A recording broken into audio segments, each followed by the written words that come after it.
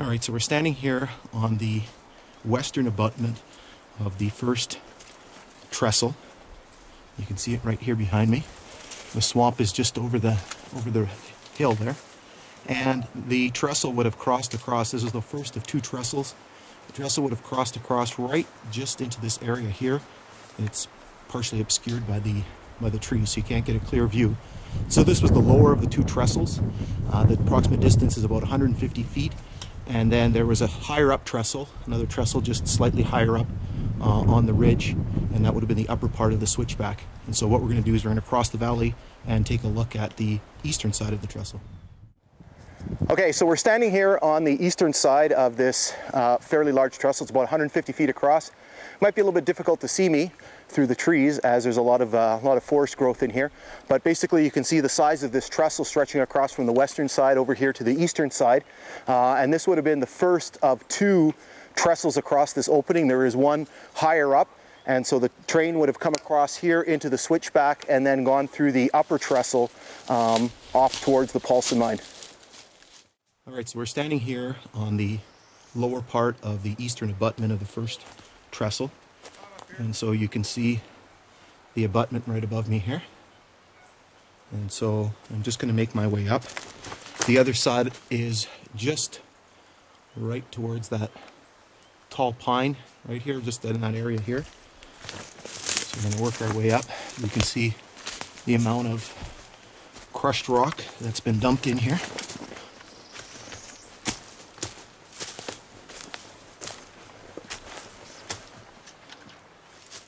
Right, so we're here, and we're on the eastern side of the abutment, and you can see that they've cut this area out a little bit, and we cross just right across into that area, and so now we're going to continue this way into a large rock cut.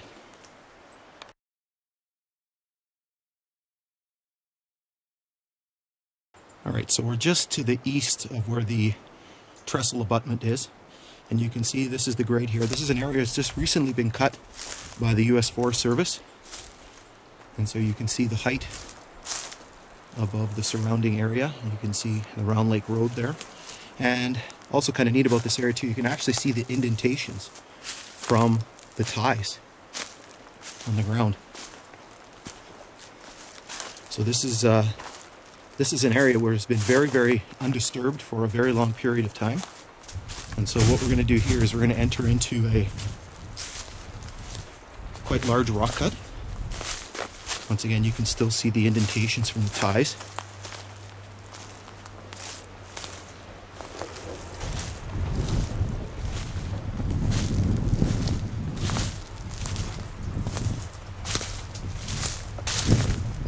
So I've come through this cut several times, but all of those times the cut had been grown in.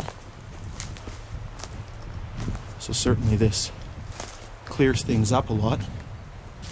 Once again, you can see the indentations from the ties very, very clearly now.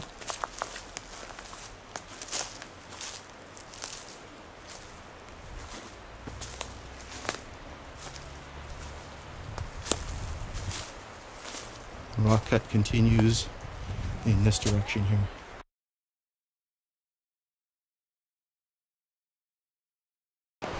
Okay, so we're standing here on the Round Lake Road. We are just to the north of the Cross River. You can hear it running behind me here.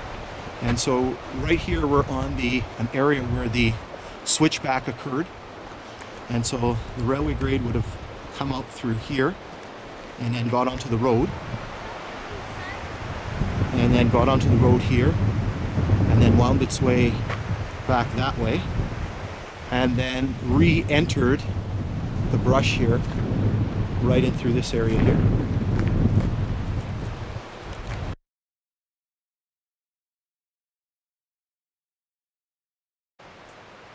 So we've entered the upper arm of the double trestle switchback. So you can see the grade in this area here. You can see a lot of the rock has collapsed into the cut.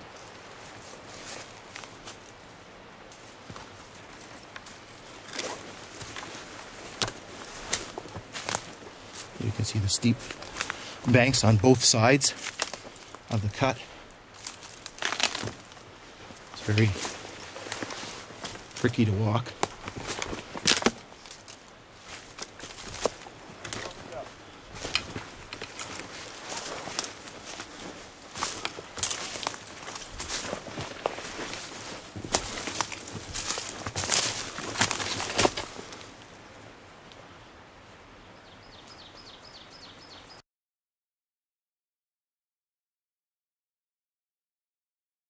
So we're standing here, we are just east of the upper arm of the trail. You can actually see the lower arm right beside me. And so what's happened here is the Forest Service has cut this little trail up to the abutment of the upper trestle. What we discovered here, I hadn't really noticed this before, is this massive, massive pile of blasted rock. Now, I don't think anybody's quite sure what this was here for, but one could probably imagine that this would have been used eventually to help fill in the areas where the trestles were, to create a rock embankment instead of a wooden trestle, because it is just an absolutely massive pile of blasted rock.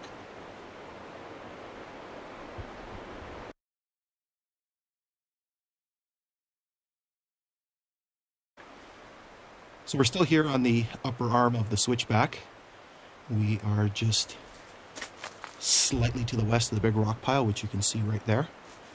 The grade continues that way towards the switchback. And so what we enter here is this massive, massive rock cut. Here on the upper arm of the trestle, you can see indentations from the ties still in this rock cut. And you can see the huge size of the cut as we work our way through it. Once again, it has been partially cleared by the Forestry Service.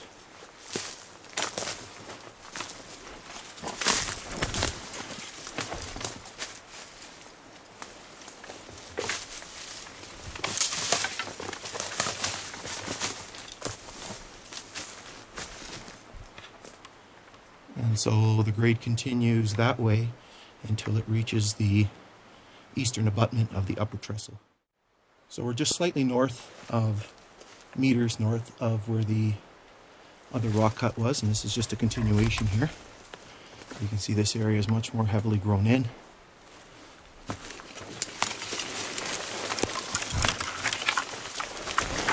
And so this area appears to be just one long continuous rock cut.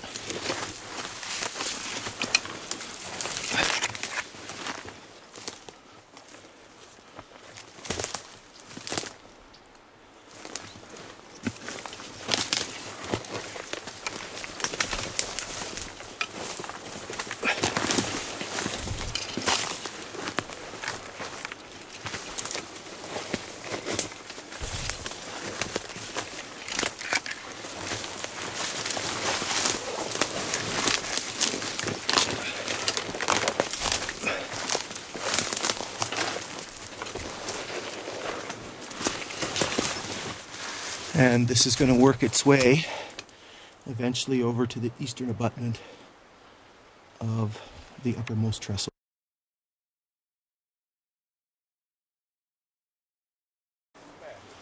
So we're standing here on the eastern abutment of the upper trestle. You can see the grade right in behind me here. And you can see the view of the surrounding area. There's the swamp down there. And so the railway would have gone right across this opening. It's very difficult to see, but there's some trees in the background, just right into that area over there. So just right across over there. It's about a 150-foot opening. You can see the distance to the valley below. So we're up very high. That is the eastern abutment right down there of the lower arm of the trestle, so it's right down there. And so it would have been kind of interesting to see both of these trestles sitting side by side. All right, so I'm standing here on the western side of the upper trestle on the upper arm of the switchback, and so you can see a little bit better on this side. You can see the expanse between the two sides of the trestle, and so we're several feet above the other arm. probably at least good 15 feet above the other arm. And so you can see the distance. So the train would have crossed across here and gone on its way over to the Paulson mine. All right, so we're standing here on the western abutment of the upper trestle. You can see the look here. You can see the swamp down here. The railroad grade going to the west is right behind me. And so this would have been the valley crossing over. You can just ever so faintly make out, probably can't see it in the wind here. There's a pink tape flapping in the breeze somewhere over there. But that is the other side of the trestle. The lower arm is just right over here. So the lower arm is just right down there.